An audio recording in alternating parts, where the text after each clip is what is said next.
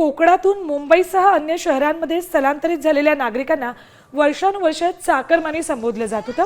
मात्र हा शब्द अवमानकारक असल्यानं तो हटवून त्याऐवजी कोकणवासी असा शब्द वापरावा असे स्पष्ट निर्देश उपमुख्यमंत्री अजित पवार यांनी प्रशासनाला दिलेत। लवकरच याविषयीचं परिपत्रक काढणार आहे। चाकरमानी हा शब्द चाकर म्हणजे सेवक आणि मानी म्हणजे मानणारा यांच्या संयोगातून तयार झालाय। यालाच कोकणवासियांच्या काही संघटनांनी आक्षेप घेतलाय।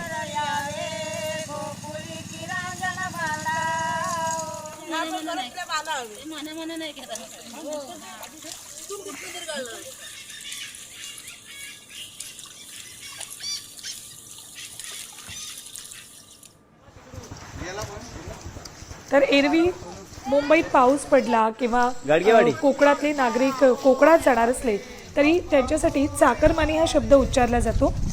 मात्र या शब्दाला कोकणातल्या काही संघटनांनी आक्षेप घेतलेला आहे। हा अवमानकारक शब्द आहे असं त्यांचं म्हणणं होतं। त्यामुळे या शब्दाऐवजी आता कोकणवासी असा शब्द वापरावा असे आदेश उपमुख्यमंत्री अजित पवार यांनी दिलेत। लवकरच याबाबतचं परिपत्रक काढलं जाईल। आता isakal.com आहे देशातील नंबर 1 ची मराठी न्यूज वेबसाईट। प्रत्येक अपडेटसाठी isakal.com ला नक्की भेट द्या।